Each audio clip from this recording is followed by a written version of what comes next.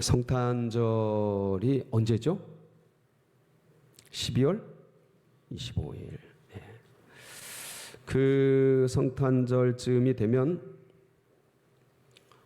며칠 전에 이렇게 또 성탄을 기뻐하고 또 4주 전부터 이제 대림절 절기를 지키면서 우리가 초림하신 주님을 기억하고 재림하실 주님을 기대하고 그런 시간을 갖습니다.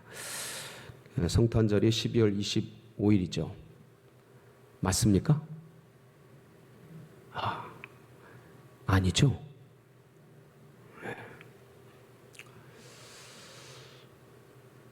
여러분, 성탄절은 매일매일이 성탄절이 돼야죠. 오늘이 성탄절이죠. 나는 죽고 예수로 다시 사는 믿음의 백성들에게 매일매일이 장례식이고 날마다가 성탄절이 돼야 될 줄 믿습니다. 내가 그리스도와 함께 십자가에 못 박혔나니 그런즉 이제는 내가 사는 것이 아니요 내 안에 그리스도께서 사신 것이라. 이제 내가 육체 가운데 사는 것은 나를 위해 죽으신 하나님의 아들을 믿는 믿음 안에서 사는 것이라. 우리는 날마다 다시 죽어야 돼. 매일이 장례식이 돼야 돼. 그리고 내 안에 예수님은 날마다 태어나셔야 돼. 다시 살아나셔야 돼. 날마다가 부활절이 돼야 되고 날마다가 성탄절이 돼야 돼. 근데 이게 거꾸로 되면 나는 날마다 사는데 예수님은 날마다 죽으면 예수님을 2번 십자가에 3번, 4번 십자가에 못 박는 참극이 일어나는 거죠. 우리 생에. 내가 날마다 죽고 내 자아가 날마다 죽어. 근데 죽지 않으면 옛 자아가 살아나고 옛 이방인의 풍습 속에서 쫓던 구습을 쫓던 그런 것들이 살아나서 우리는 버려두었던 애굽으로 내 영혼은 달려가고 뒤돌아보아서 소금 기둥이 된 롯의 처처럼 두고 온 소돔과 고모라, 두고 온 옛 것들, 옛 풍습들, 내 안에 있는 옛 자아를 쫓아서 내려가게 되겠죠.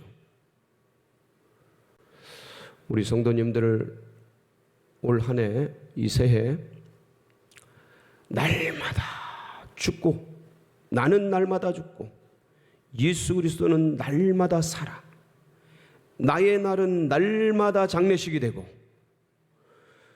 주님 날 성탄절은 날마다 우리 속에서 다시 되는 그런 축복 누리시기를 축원합니다. 성탄절 하면 뭐가 생각나십니까? 카드에 많이 보았던 동방박사들. 동방박사들 하면은 별 이야기를 빼놓을 수가 없습니다. 이 동방박사들은 이방인들입니다. 이방의 먼 동방 땅에서 찾아온 박사들이죠. 박사들은 마고스입니다. 보통 이 마고스들은 왕의 자문관, 국가의 굉장히 뛰어난 지혜자들입니다. 그래서 점치는 사람 이렇게 국한되는 게 아니에요. 지금의 무당 이런 유가 아닙니다. 현자라 그래요. 지혜자, 현자, 왕의 자문. 그리고 이들은 과학자예요. 탁월한 점을 치고 점도 치고 앞일도 예언하는 그런 예언자예요. 그 다니엘서 보면 다니엘과 세 친구가 뭡니까? 마고스예요. 마고스. 그러니까 탁월한 분들이에요. 그 별을 잘 보고 그래서 이런 천문학, 이런 거에 뛰어났던 분들입니다. 이분들이, 이 동방박사들이 어느 날 별을 바라보고 그날도 천문을 살피는데 난데없이 찬란한 별이 떠오른 거예요. 근데 그 빛의 광채가 얼마나 엄청난지 그들은 그냥 대번에 안 거예요. 뭘 알았어요? 왕이 나셨구나. 근데 자세히 보니까 방향이, 그 빛의 방향이 어때요? 유대를 향한, 유대. 그들은 안 거예요. 와, 유대 땅에 엄청난 왕이 나셨다라는 거를. 근데 이들이 이거는 바벨론의 느부갓네살 왕, 페르시아의 바사죠. 바사의 고레스 왕, 이 이스라엘의 다윗 왕, 고대 중근동에 뛰어났던 그 다윗 왕, 이들보다 더 탁월한 왕이 나셨다라는 것을 그들은 경험적으로 바로 알았습니다. 그 빛나는 별의 광채를 보면서. 그런데 이 당시에 이 천문학이라는 것이요, 얼마나 최첨단 과학이었냐면 지금의 우주 항공 같은 메타버스, 블록체인, 최첨단 소재학, 이런 것과 방불한, 그러니까 이 천문, 별 이런 것들이 그것에서 나오는 정보들이 지금의 마치 슈퍼컴퓨터에서 나오는 그런 정보, 그런 정보랑 방불한 거예요. 그러니까 이들은 확신이 있었던 거죠. 진짜 왕이 나셨고 위대한 왕이 나셨다. 그러니까 보고 싶은 거예요. 얼마나 뛰어난지 가서 경배하고 싶은 거예요. 그러니까 생각을 해보세요. 이런 확실한 정보와 데이터가 없이 어떻게 이 지역이, 동방 지역이, 지금으로 말하면 저 이란이나 그쪽에 이라크 끄트머리, 이란 저쪽 넘어 적어도 한 1,500km에서 2,000km 이상 되는 엄청난 거리에 있는 그 지역인데 별 하나 뭐 반짝인다고 해서 그런 거리를 갈 생각을 하겠습니까? 예? 그냥 보통의 뭐 별이, 큰 별이 떴나 보다, 이런 것이 아닌 거예요.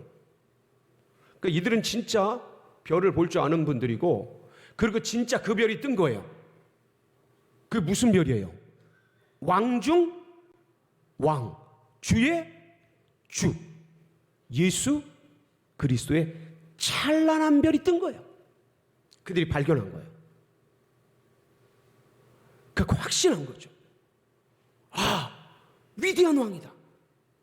그러니까 이런 학자들은요, 과학자들은 물론 지금도 그렇습니다. 지금도 과학자들이 예를 들어서 이 코로나19 진짜 굉장히 좋은 백신을 개발했다. 암의 뭐 표적 항암제를 개발했다. 그러면 그 나라와 뭐 민족과 인종을 초월해서 학자들은 그 공감하는 게 있어요. 굉장히 좋아하고 다 같이 기뻐하는 그런 게 있습니다. 그러니까 이 마고스들, 이 현자들, 지혜자들이 유대 땅에 위대한 왕이 났는데 그게 기쁜 거예요. 그러니까 인간 자체적으로 기뻐하는 거예요. 너무 좋은 거야. 그래서 마치 신하가 된 것처럼 가서 아련하고 싶은 거예요. 뵙고 싶은 거예요. 그 확신이 있는 거예요. 진짜 위대한 왕이시다.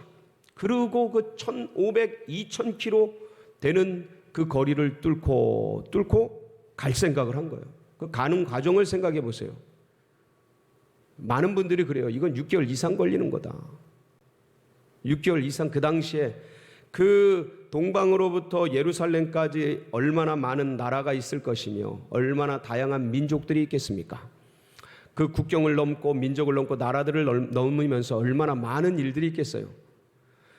그 사이에 이들이 예수님께 선물을 드리지 않습니까? 황금, 유황, 몰약, 엄청난 고가의 그런 것들 싸가지고 그것만 가지고 왔겠습니까? 먹고 입고 쓰고 갈 그 기나긴 여정들, 대장정인데 그것들을, 그 많은 재산들을 가지고 움직인다면 그 사이에 얼마나 많은 도적과 강도와 그런 위협들이 있었겠습니까?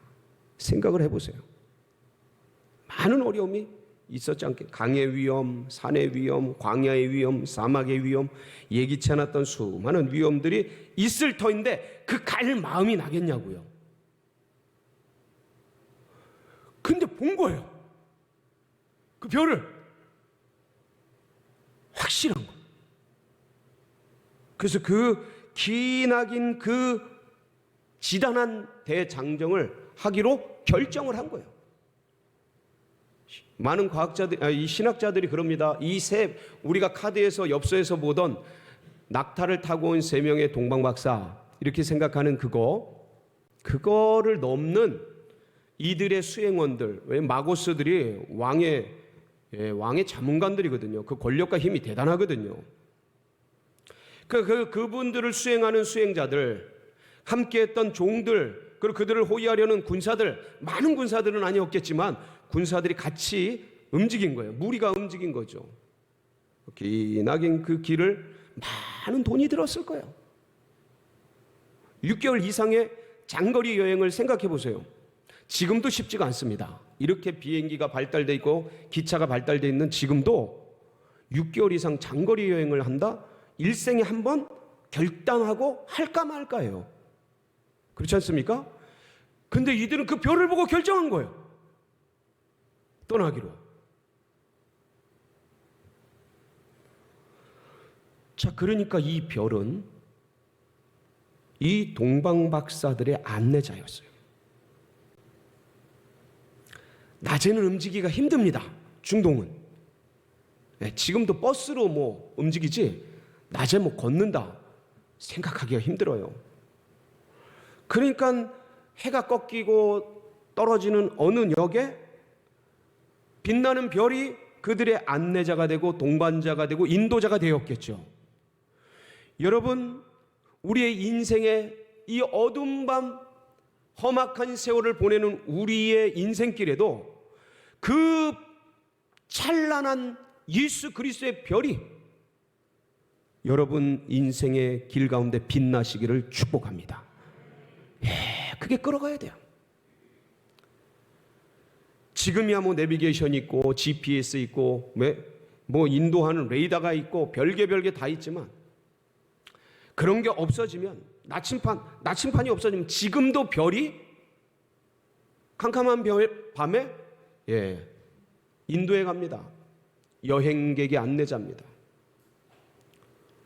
그러니까 우리 생애에 우리 인생에 이 삶의 진정한 안내자는 누구인가? 여러분 그 예수 그리스도의 별이 여러분의 삶을 이끌어 가시고 여러분은 그걸 절대 놓치지 않는 은혜가 있으시기를 축복합니다. 그걸 붙들어야 돼요. 복잡하고 현란한 세상 속에서 그거 잃어버리면 캄캄해지는 거예요. 어두워지는 겁니다. 이 험악한 세월 복잡하고 다단한 이 땅에서 그 별을 그 빛을 잃으면 암흑천지가 찾아오는 거예요. 동방박사들이요 가다가 별을 잃어버립니다. 가다가 별을 잃어버려요. 그래서 이들이 찾아간 게 어디예요? 헤롯궁이에요. 왜냐하면 이들을 지식에 유대인의 왕으로 나셨으니 당연히 어디에서 났으려니? 궁에서 났으려니. 그러니까 별을 잃어버리니까 자신들의 소견이 나오는 거예요. 이 동방박사를 이끌어가던 그 찬란한 별이 사라지니까 내 생각이 나오고 내 지식이 나오는 거예요. 내 소견에 옳은 대로 그 무엇이 나오는 거예요. 내가 쌓았던 경험적 노하우 이런 것들이 나오는 겁니다. 당연히 이들은 이 유대 예루살렘의 궁에 그 아기가 유대인의 왕으로 나신 이가 태어난 줄 알았어요. 찾아갔죠. 그래서 유대인의 왕으로 나신 이가 어디 계시뇨? 우리가 그분을 경배하러 왔노라. 인사하니까 난리가 난 거죠. 헤롯 왕가. 이 헤롯은 얼마나 권력력이 강한 사람인지 자기를 건드리거나 위협하는 자식들, 부인들 그것마저도 가족도 죽이는 잔인한 사람이에요. 이 헤롯 대왕이. 그게 얼마나 놀랬겠어요. 유대인의 왕으로 났다는데, 참된 왕으로, 위대한 왕으로 났다는데. 뒤집어진 거죠. 헤롯이 그 대제사장들 아마 서기관 이렇게만 기록이 돼 있는데 다 불렀을 겁니다. 엘리트들을 다 불렀을 거예요. 그리고 예언된, 성경에 예언된, 학자적으로 알 수 있는 메시아가 유대인의 왕이 어디서 나겠느냐 물은 거죠. 그러니까 미가서 5장 2절 나온 거예요. 유대 땅 베들레헴이라고. 거기서 참 목자, 이스라엘의 목자가 날 거라고. 그래서 이 헤롯이 박사들을 가만히 부릅니다. 불러서 2차 저차에서 여기서 날 것 같은데 그 아기를 찾아서 경배하고 내게 와서 나도 경배할 수 있도록 알려주십시오. 경배하려고 그러는 거예요? 죽이려고 그러는 거예요? 죽이려고. 이 동방 박사들의 별을 잃어버리고 자기 소견과 편견에 따라 움직인 오류 하나가, 이 실수 하나가 베들레헴의 2살 이하의 아이들을 다 죽이는 참극의 발단이 됩니다. 별을 따라갔으면 이런 일이 없었을 터인데 별을 놓친 거예요. 별을 잃어버린 거예요. 그래서 마태복음 2장 16절에 보면 헤롯이 얼마나 잔인하게 학살을 했는지 기록이 되어 있습니다. 보실까요? 이에 헤롯이 박사들에게 속은 줄 알고 심히 노하여 사람을 보내어 베들레헴과 그 모든 지경 안에 있는 산의 아이를 박사들에게 자세히 알아본 그때를 기준하여 2살부터 그 아래로 다 죽인. 그 아이들이 무슨 죄가 있습니까? 그 부모는 무슨 죄가 있습니까? 2살 아래 이제 막 태어난 갓난 1살, 여기서 2살은 만이잖아요. 그 우리나라의 2살, 3살 요 눈에 넣어도 안 아플 분신과도 같은 그 아이들. 그때 당시 아들들은 또 얼마나 귀했습니까? 소중한 그 아이들을 왜 죽었는지도 몰라요. 왜 죽이는지도 모르고 동방 박사들이 별을 잃어버리고 아무 생각 없이 궁에 찾아간 이 하나의 사건으로 엄청난 피바람이, 누군가에게 가장 비극적 고통이 일어났던 것이죠. 성도 여러분, 별을 따라가셔야 합니다. 내가 별을 잃어버리면 나도 고통스럽지만 우리 집안이, 우리 가문이, 내가 함께 하고 있는 기업이, 내가 함께 하고 있는 그 커뮤니티가 어떤 고통을 당할지, 나의 실수 하나 때문에 그분들이 어떤 아픔을 당할지 생각하기 힘든 고통과 참극이 벌어질 수 있는 겁니다. 여러분, 별을 따라가시기를 축복합니다. 별을 잃어버리니까 그렇게 고통스럽더라고요. 여러분, 절대로 별을 잃어버리지 마세요. 나중에 2주 뒤에 보름경에 하나님의 긍휼을 베풀어 주셔서 그 프로이드의 정의는 그 자기가 경험한 옆에 크리스찬들, 이 종교가, 이 프로이드가 정의한 종교라는 게 기독교입니다. 자기가 경험한 옆에 있는 기독교들의 그 몇몇 사람들, 그 특수한 거를, 자기가 경험한 그 특수한 사례를 일반화시켜버린, 보편화시켜버린 그런 오류를 범한 거예요.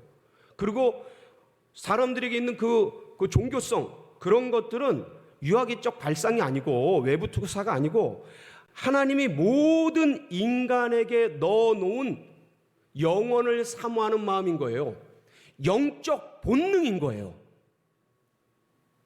그러니까 영적 본능의 흔적이 뭐냐? 종교성인 거예요. 영혼을 사모하는 마음. 그거를 알려주시더라고요. 그래서 거기를 뚫고 나올 수 있었어요. 근데 지옥 같았어요, 진짜. 짧지만 정말 너무 고통스럽더라. 여러분, 별을 붙드세요. 별 잃어버리면 별별 사건 다 일어납니다. 진짜 너무 고통스러워요.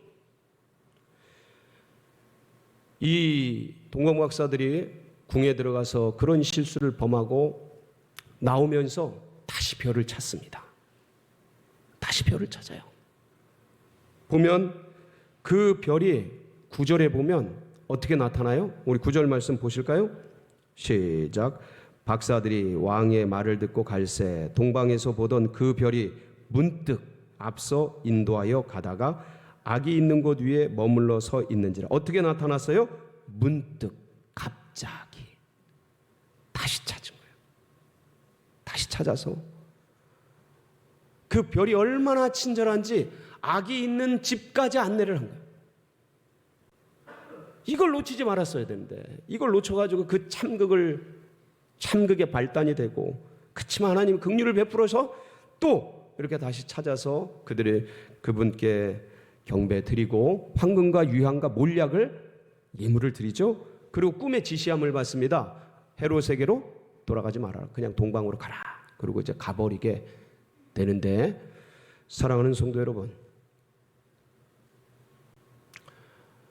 혹시 여러분 중에 별을 잃어버린 분이 계십니까? 기쁨의 별, 빛나지 않는 분들이 계셔요? 열정의 별, 혹시 상실한 분 계셔요? 믿음의 별, 성령의 별, 찬란하게 빛나야 될 그 별들이 내 안에서 뭔가 맥을 잃고 흐릿하고 보이지 않고 사라진 분들 계십니까? 무슨 짓을 해서라도, 어떻게 해서라도, 밥을 굶는 한이 있더라도 그 별을 찾기를 축원합니다. 잃어버린 드라크마를 찾는 여인처럼, 잃은 양을 찾는 목자의 마음처럼, 탕자를 찾는 아비의 마음처럼, 여러분 그 별을 찾으셔야 합니다. 어떻게 찾습니까? 어떻게 찾습니까? 하늘을 보면 찾아집니까? 기도하셔요. 말씀과 기도, 이것은 예수 그리스도의 별을 찾는 쌍안경이에요. 이걸 붙드세요. 신년 다시 시작합니다. 에스라 기도회 다시 시작합니다. 다시 기도의 자리에, 다시 말씀의 자리에, 다시 예배의 자리에. 내 집은 만민이 기도하는 집인, 이걸 붙드시고 빛나는 예수 그리스도의 그 별빛 따라서 올 한 해를 멋지게 나아가는 우리 성도님들 되시길 주의 이름으로 축원합니다.